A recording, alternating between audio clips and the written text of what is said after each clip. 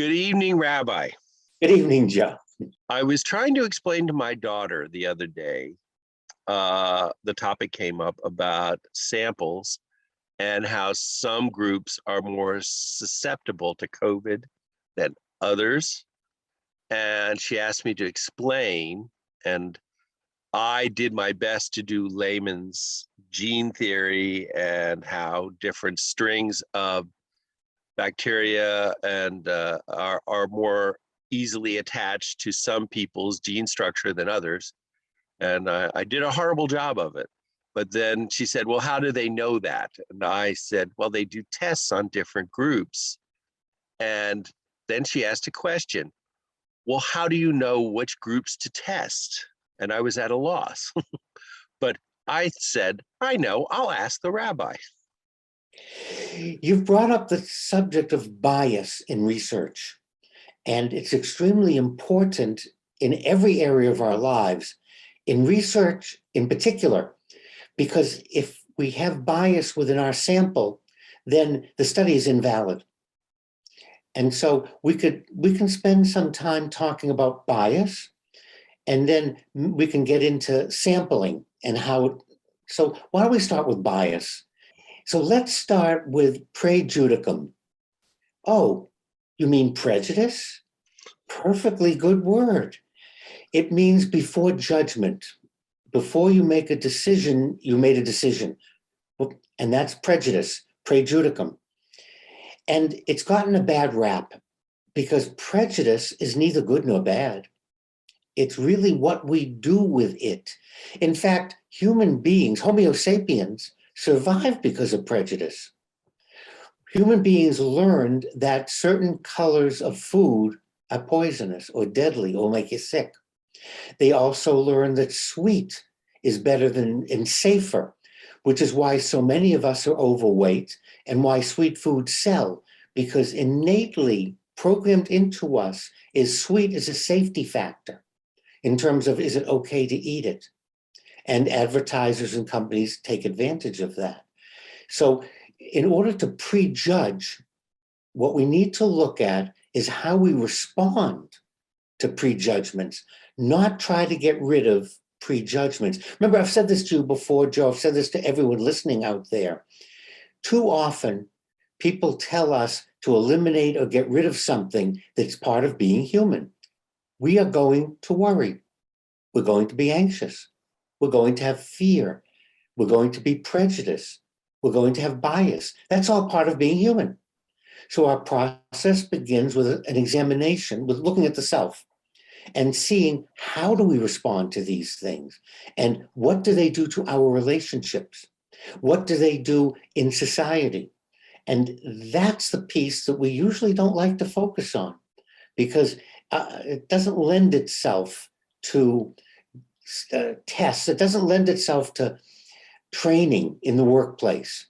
And there's a lot of training out there about harassment and bias and prejudice, but it doesn't go anywhere and it's not going to work because it fails to acknowledge how we respond to these states of feelings.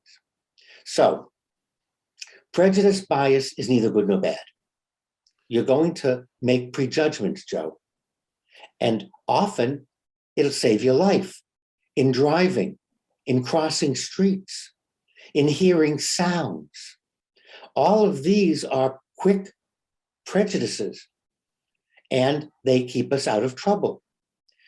And when we respond to someone's religion, someone's skin color, someone's clothing, they lead to a bad outcome. So we don't want to focus on prejudice or bias per se. What we want to look at is what does it do to me? How do I work with it? And I really have a very simple procedure that is complicated to do, difficult to do, because we don't want to do it. And it involves three things: goal, actions, values. It's a triangle. Hey, that's pretty simple. What is my goal? What are my values? And what are my actions? And you have to step back and take a look and say, I am in HR. I'm looking to hire people. Okay. My goal is to hire qualified individuals for a specific job. Okay. Then let's start by looking at the attributes required for the job. What attributes are relevant? What are irrelevant?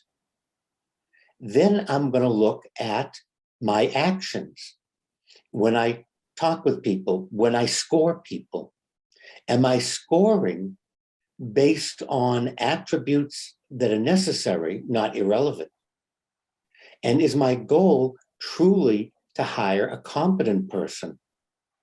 And what are my values? What do I value? Honesty, respect. These are values that are going to show up. And then I can take a look and say that I hired this person, not the right person for the job, because I wasn't hiring them for the job. And this is why it's tough to do, because we have to look at our own actions, Joe. Take something like for the fire company.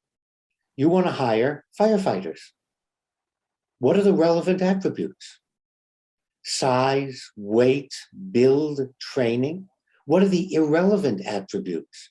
Sex, gender, religion, skin color, country of origin. Those were irrelevant. And so if we're really going to deal with bias, we have to stop and take a look at our actions. Do our actions reflect the goal we want to attain? Or have we let other things creep in?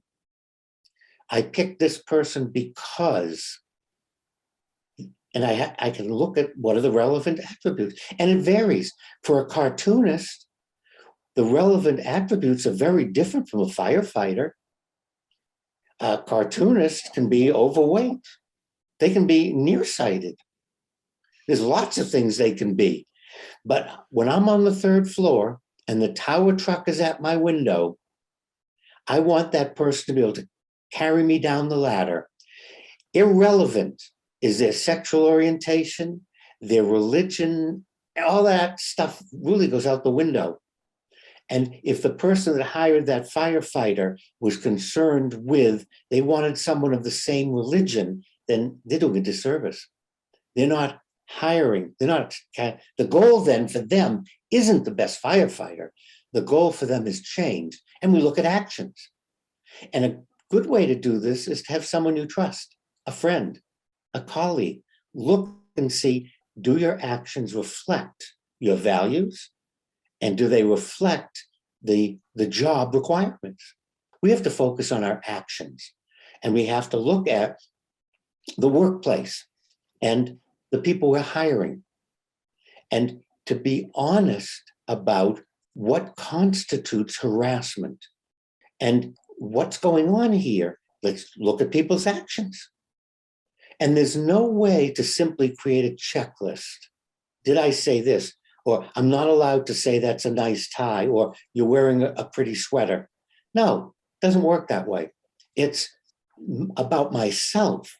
What do those statements say about me? And I have to look at my own actions.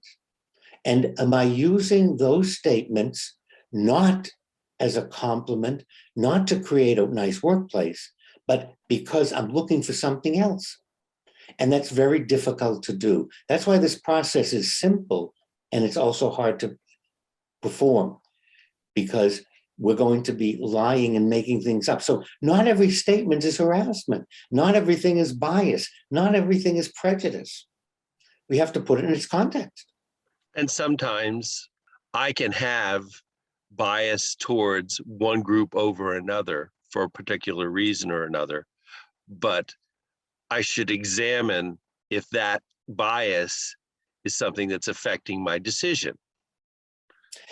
Not only your decision, but the way you behave. We're at a big box store and we're going to check out, and we look at the person at the cash register, and I'm not going to, what's going on here? Well, I have a bias because I looked at them and they were something that I have these preconceived notions about. They're irrelevant. have nothing to do with the quality of their work. And I'm annoyed, and I may say something inappropriate, not based on their behavior, but based on my own status, my own state, my own mind, because I'm reacting to my bias rather than stopping and saying, I have to examine my own prejudice. I have to examine my bias in different situations. And obviously, if I'm standing in the bank and someone walks in and they pull a firearm out, shoot some shots into the ceiling, the fact that my mind says, this is a dangerous person, that's a prejudice. I think that's a good prejudice to have. But if I see someone walk in the bank of a certain ethnic background or color, and there's no indication of any violence going on, and all of a sudden I think, oh, they're going to rob the place, I have to stop. I have the problem, and it's because of my bias that's affecting my response to that person, not that person exhibiting something. And that's a difficult thing to do because it requires each of us. And it can be done in the office, it can be done in programs, but instead of having us look at these ridiculous videos where it's obvious that this is harassment, or there's something that's so gray and questionable you can't deal with it, rather than playing any of those games, we need to set up counseling sessions, one-on-one. Talk to me. I'll tell you if you're prejudiced. I'll tell you if your mindset is such that you're going to harass workers of different gender or different sex or different dress. I'll tell you. And that's how we can deal with it. Well, one thing I'm not prejudiced or biased against, and that is you, Rabbi. I always find your wisdom and counsel above reproach or discrimination. There you go, Joe. Just keep an open mind and look at yourself.